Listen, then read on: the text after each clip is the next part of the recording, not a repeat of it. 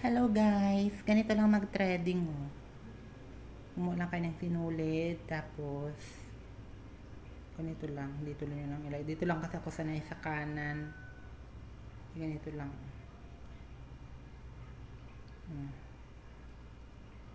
Dito ako sanay, kaya dito na lang ako lalagay ng bawat dulo ng sinulid.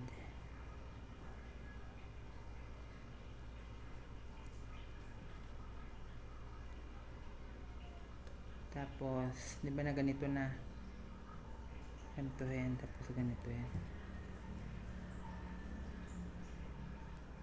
Na parang mukha na siyang gunting ba?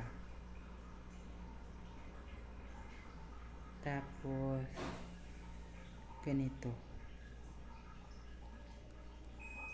Yan. Yan, tapos na ako pakulo ng washing. Ganito lang, madali lang naman yan eh. Hindi na ako nag-aaksaya ng pera para magpunta pa ng parlor para magpa-thread. Ako na ang gumagawa sa sarili ko. Diba? Kita, ganito lang naman yung mga ginagawa din nila sa'yo pag nag-thread eh, di i-apply mo na lang sa sarili mo kaysa magbayad ka pa, ang mahal-mahal pa ng pagbayad pa nagpapa-thread ka sa parlor. May bayad, bawat isang hita ay parang 700 ata. Depende sa dami ng buhok. Hirap din kasi dito daw. Sakit sa kamay. O diba? Gantuhin nyo lang pag may mga buhok kayo sa kahit sa kilikili, sa kilay. Ayan. Dapat, halimbawa pababa yung buhok, ganituhin nyo lang yan. Tapos ganyan. Diba nakita nyo kung dala ng buhok? Yan. Inis yung mga buhok. Tanggal. At yung mga baby hair, tanggal yan. Relax lang pag hindi. Tanggal na yung mga buhok. Ganyan ang mag-thread.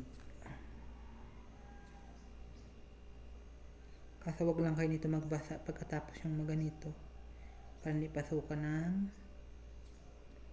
lamig. Ay ako naman ay wala naman ako gagawin kasi tapos na ako eh, kaya gawin na sa bahay.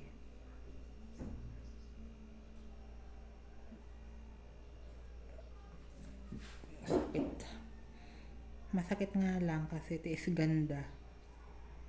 Hindi pa tanggal siya. Ito lang naman ako nagpupunta ka ng hairball eh. Diba?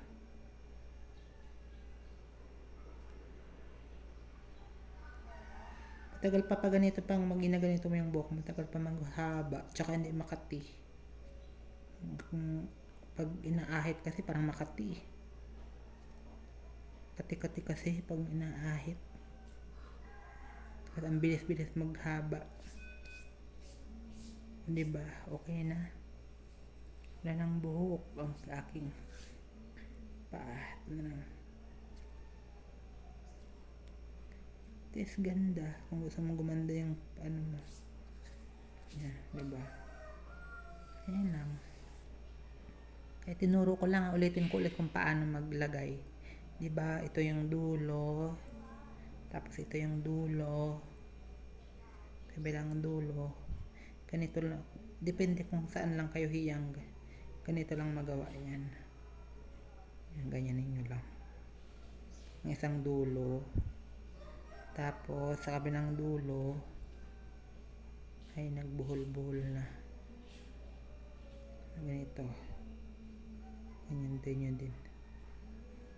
Tapos ganito na siya. Ang tsura niya ganito na. Tapos gantuhin nyo lang.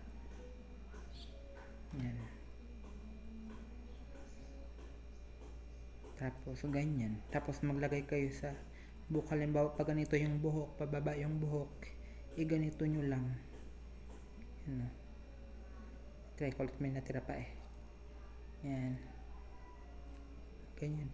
Parang ginagunting mo lang. Ganyan.